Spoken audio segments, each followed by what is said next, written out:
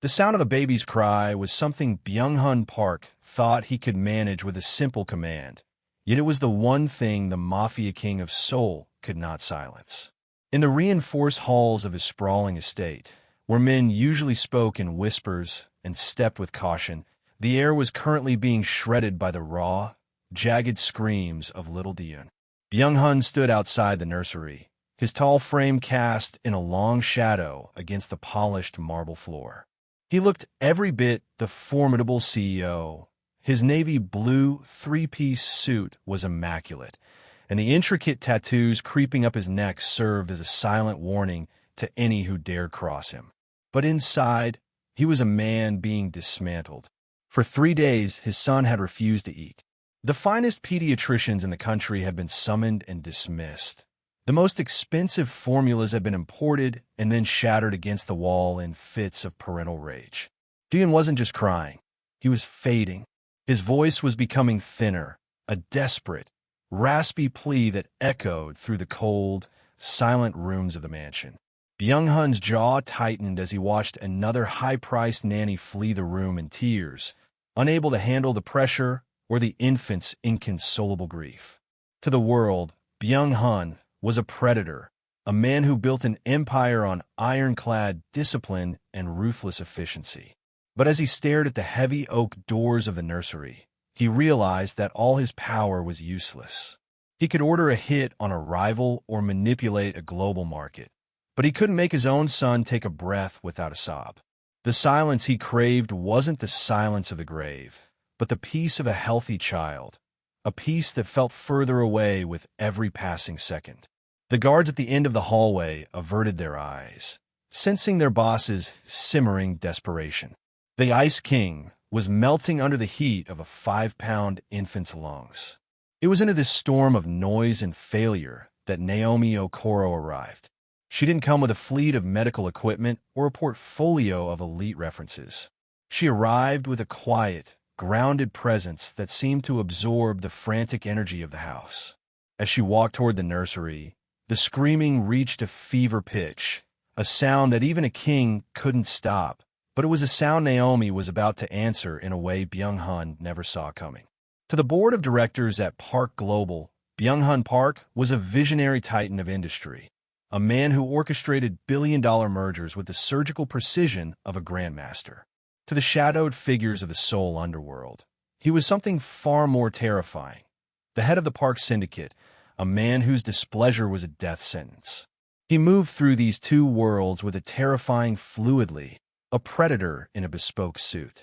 His office, a glass-walled fortress overlooking the Han River, was his iron throne.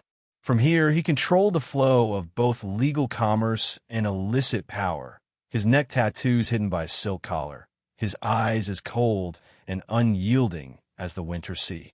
But tonight, the throne felt like a cage. As the clock struck midnight, Byung-hun sat in the back of a blacked-out sedan, his fingers tracing the edge of a gold-plated fountain pen.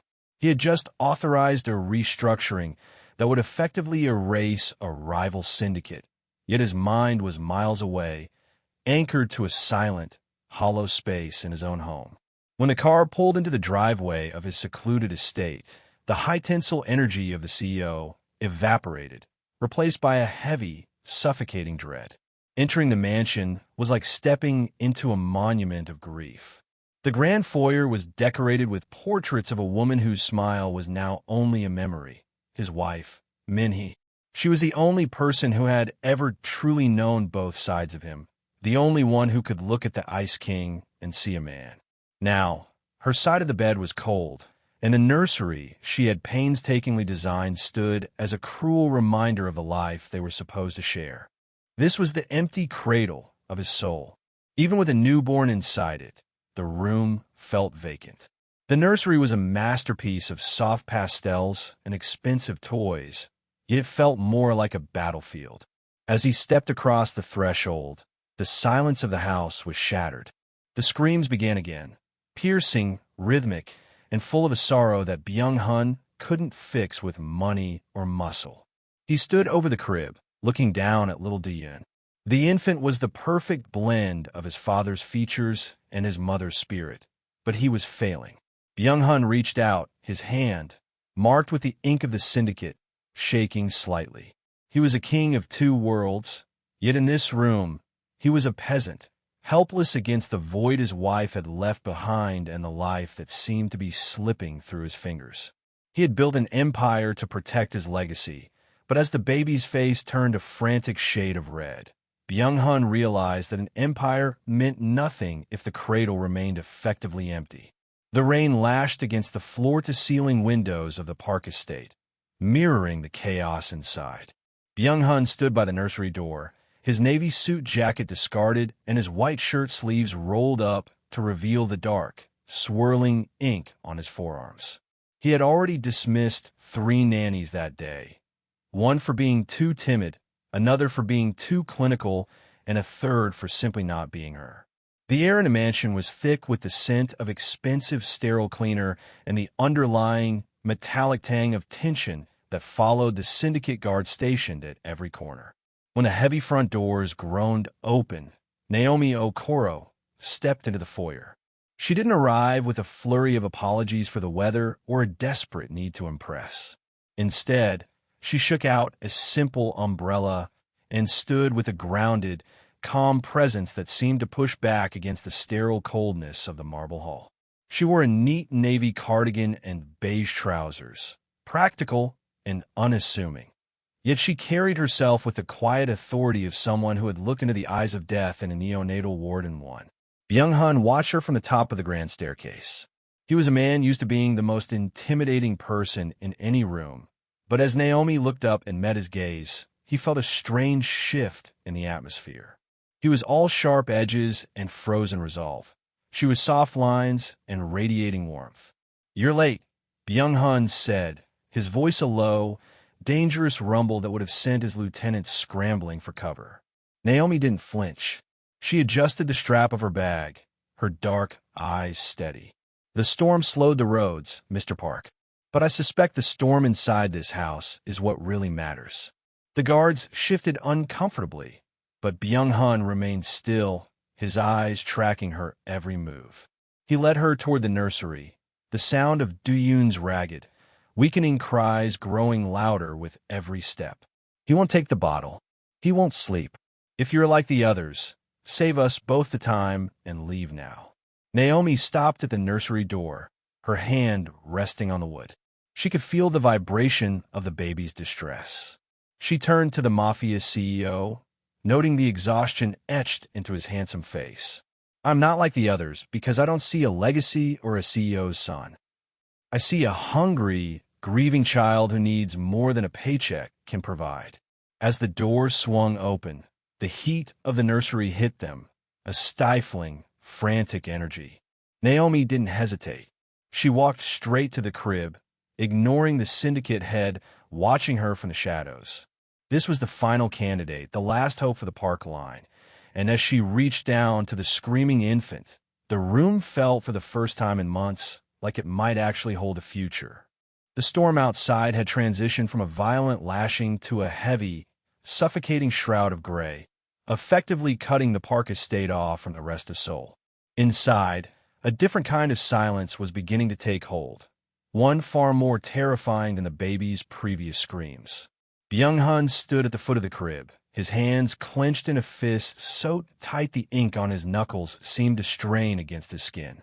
Beside him, 2 of the nation's top pediatricians stood with their heads bowed, their expensive tablets showing nothing but a flat line of progress.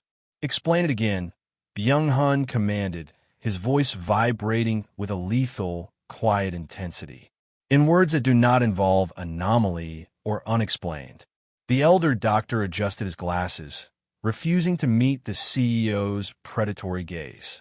"Mr. Park, his body is rejecting the specialized formulas. The inflammation in his throat from the constant crying has created a physiological barrier. He isn't just refusing to eat. His system is physically shutting down the mechanism of swallowing. If we cannot get fluids into him within the next few hours, his kidneys will begin to fail." "Then use in 4, Byung-hun snapped. "We tried," the doctor whispered, gesturing to the tiny, bruised arm of the infant.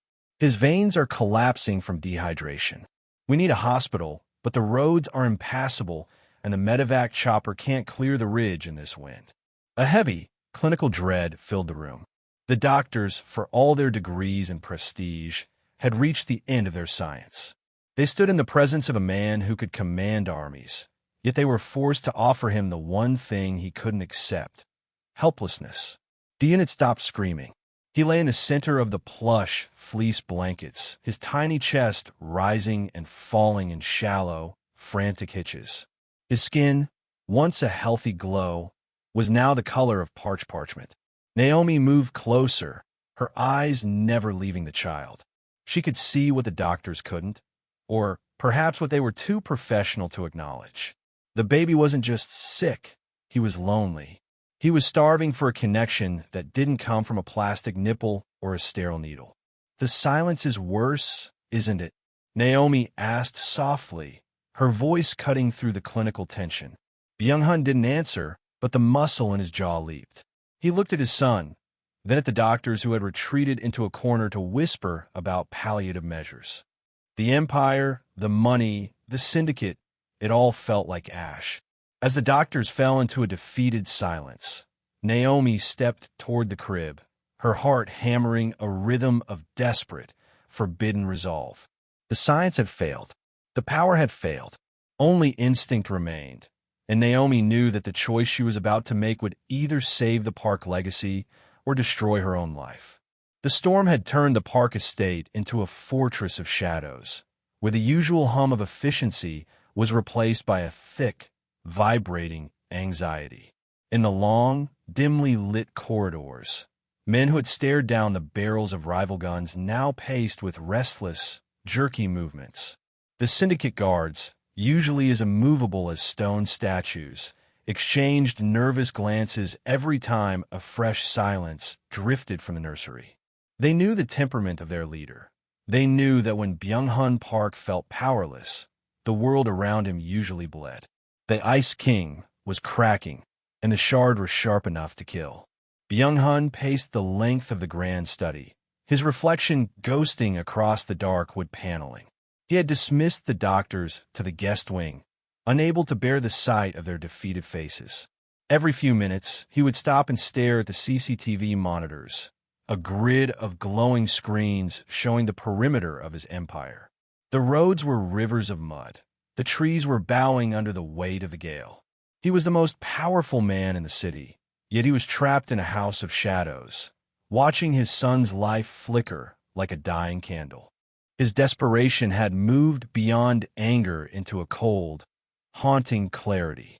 He found himself looking at his hands that had signed off on the destruction of families and the acquisition of territories, and realized they were useless for the only thing that mattered.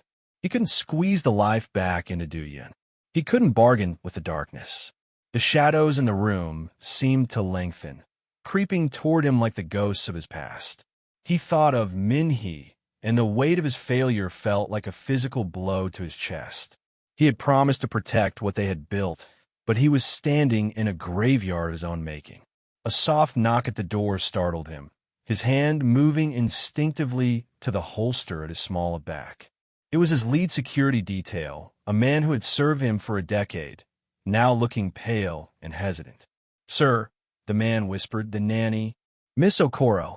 She has requested that everyone leave the nursery wing. She says the energy is too heavy." Byung-hun's eyes narrowed, the ink on his neck darkening as his blood pressure rose. Any other person making such a demand would have been removed forcibly. But as the sound of a faint, renewed whimper reached his ears from the floor above, his defiance crumbled. He didn't have a choice. He was a king who had run out of commands. With a sharp, curt nod, he signaled for the guards to withdraw. He watched them retreat into the shadows of the hallway, leaving him alone in the center of his hollow kingdom. He turned toward the stairs, moved by a primal, desperate need to see what the woman with the warm eyes could do that the rest of the world couldn't. The nursery was bathed in the amber glow of a single lamp, casting long, flickering shadows that danced across the silk-lined walls. Outside, the storm shrieked like a wounded animal, but inside, the silence was far more lethal. Naomi sat on the edge of the plush, cream-colored sofa, her eyes fixed on the tiny form in the crib. Do-yoon's breathing had become a series of shallow, jagged hitches, his little chest straining for air that offered no strength. His skin was gray, and the frantic heat of his fever had given way to a terrifying, clammy cold. She reached in, her fingers trembling as she brushed the infant's cheek. There was no reaction, no reflex. The doctors had spoken of organ failure and impassable roads. But Naomi saw the truth in the way his small hand curled into a weak, hopeless fist. He was letting go. He was a child who had forgotten the instinct to survive because he had forgotten the feeling of being held by someone who belonged to him. Naomi felt a sharp, familiar ache in her own chest, a phantom weight from a loss she had carried in silence for a year. Her body remembered what her heart tried to forget. She looked at the door, knowing that the Ice King was just beyond it, his world built on rigid protocols and absolute control. To do what she was thinking was a violation of every professional boundary she had ever sworn to uphold. It was a risk that could end her career, or in a house ruled by the Syndicate, it could end much more. But as a low, broken moan escaped Diyun's parched lips, the nurse in her died, and the mother in her took over. She knew the science. Skin-to-skin contact, the unique composition of human milk, the biological signal that told a fading body it was time to fight. The bottles were useless. The needles were failing. "I won't let you go," she whispered, her voice a steady anchor in the dark. She stood up and moved with a sudden, fierce clarity. She locked the nursery door, the click of the deadbolt sounding like a gunshot in the quiet room. She didn't think about the cameras or the man with the tattoos on his neck. She thought only of the flickering light in the crib. Carefully, she lifted the fragile weight of the baby against her heart. She could feel his life force ebbing, a tiny flame struggling against a great void. She sat back down, unbuttoning her cardigan with steady fingers. This wasn't a job anymore. It was a rescue mission. She pulled him close, his cold skin meeting her warmth. And as she guided him toward her, she made the choice that would change both of their lives forever. She would give him the only thing he needed to stay in this world, even if it meant she had no place left in it tomorrow. The heavy click of the nursery door's lock felt like the final seal on a pact Naomi was making with the universe. She sat back on the cream-colored sofa, the plush fabric swallowing the frantic beating of her heart.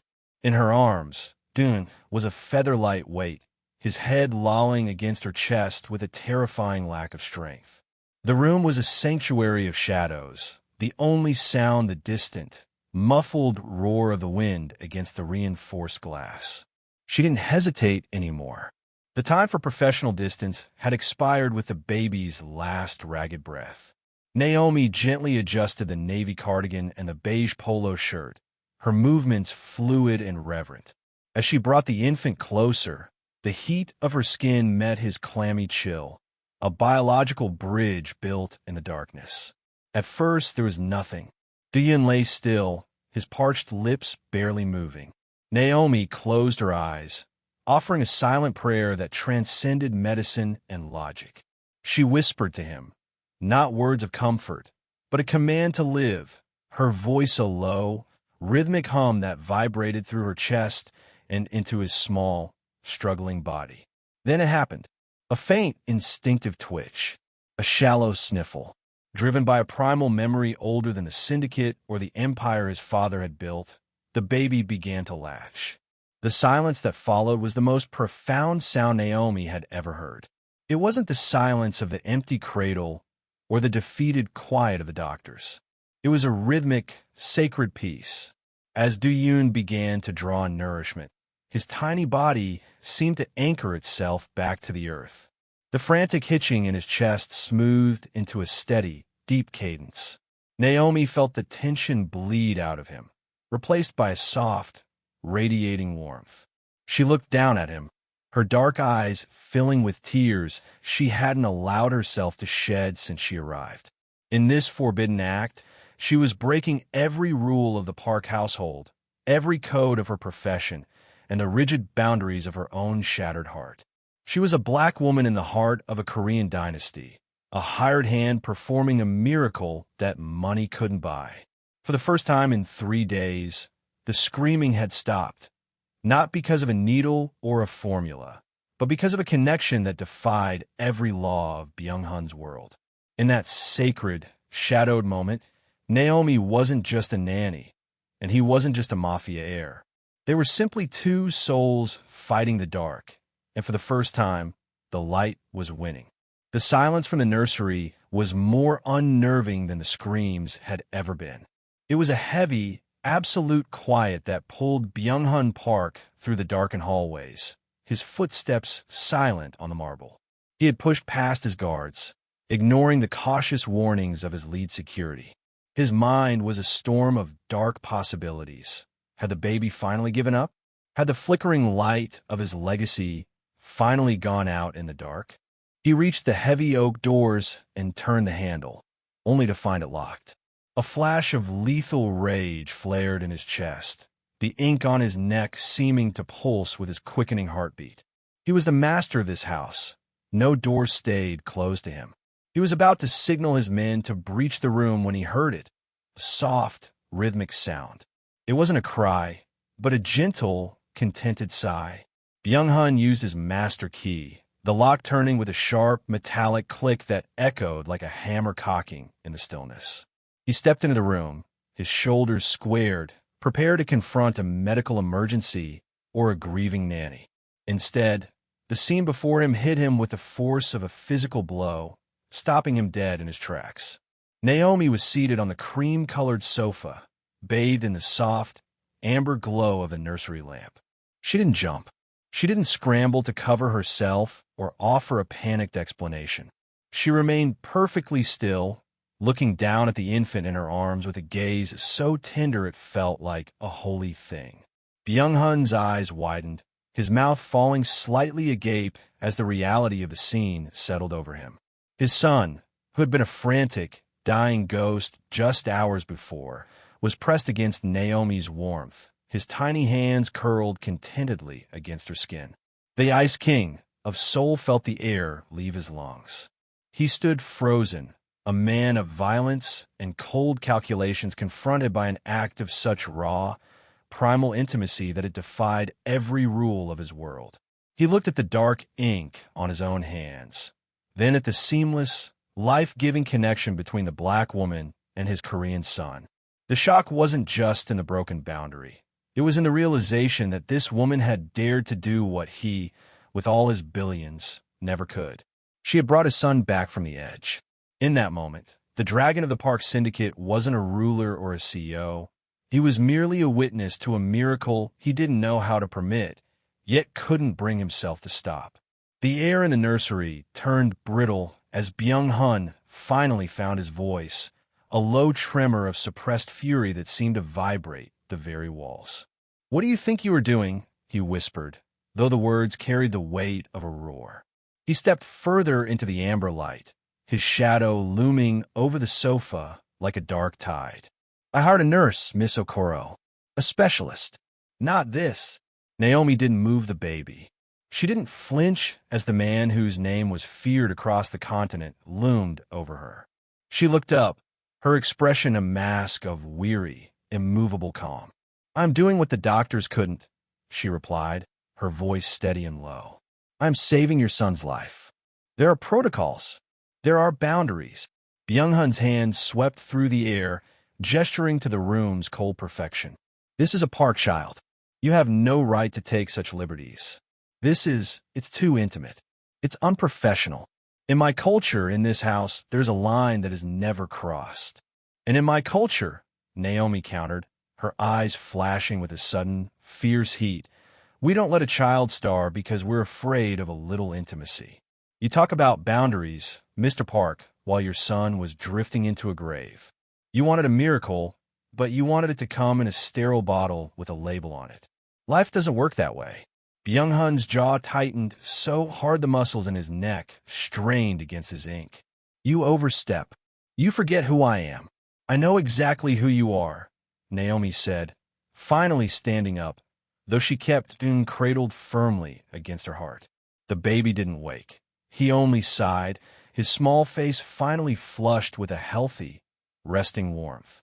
You're a man who has everything, but can't give his son the one thing he actually needs, a mother's touch.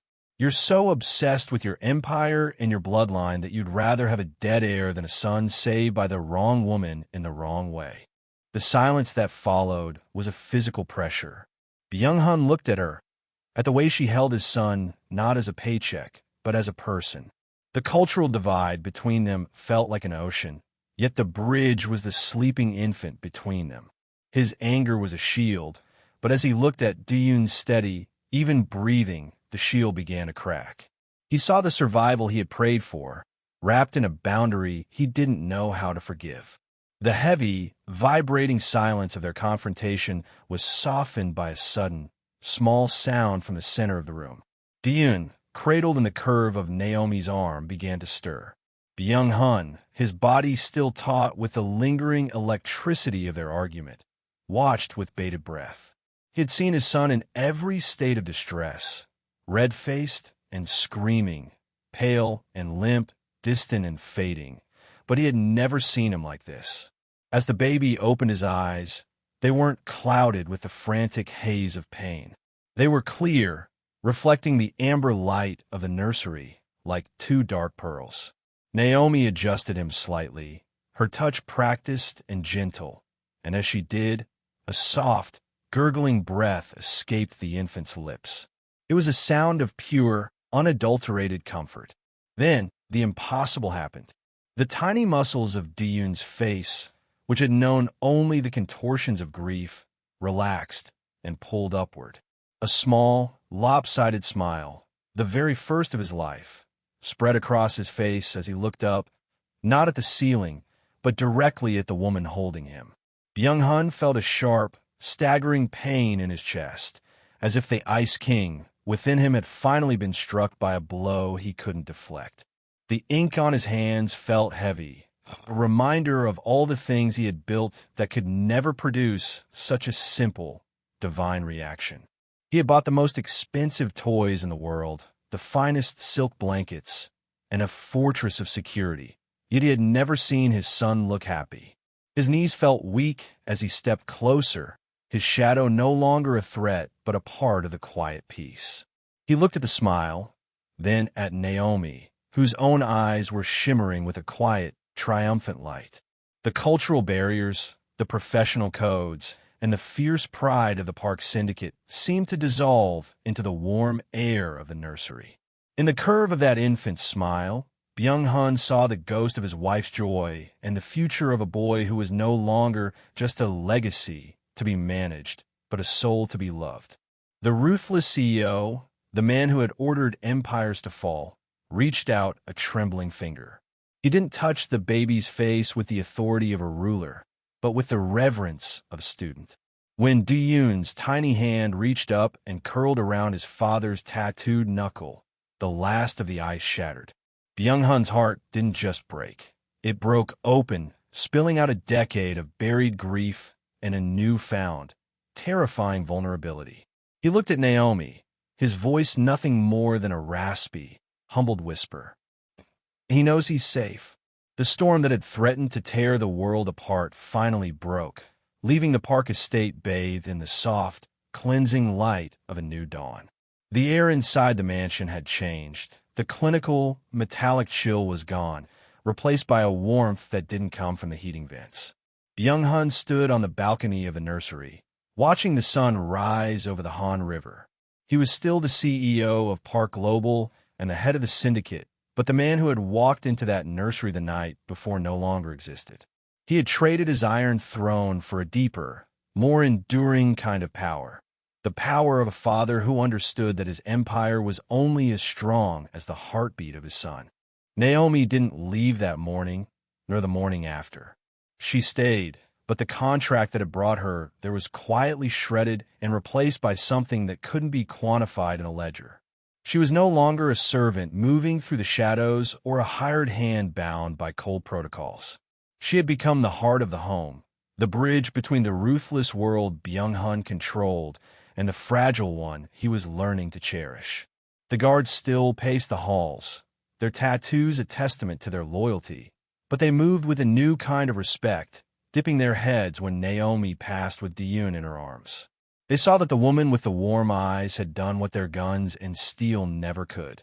She had brought peace to the House of Park. As Diyun grew, thriving under a care that was as much about instinct as it was about expertise, the story of that night became the foundation of a new kind of legacy. Byung-hun learned that true authority isn't found in the ability to command others, but in the courage to let oneself be changed by them. He realized that in his quest to protect his son from the world, he had almost protected him from life itself. The moral of the story was etched into the very stones of the estate. Wealth can buy a house, but it cannot buy a home. Power can command a body, but it cannot heal a soul. Naomi had walked into a fortress of ice and dared to bring the fire of human compassion. She taught the man who thought he had everything that the most precious things in life are those that cannot be bought, only given. In the end, the greatest empire Byung-hun Park ever built wasn't made of glass and steel.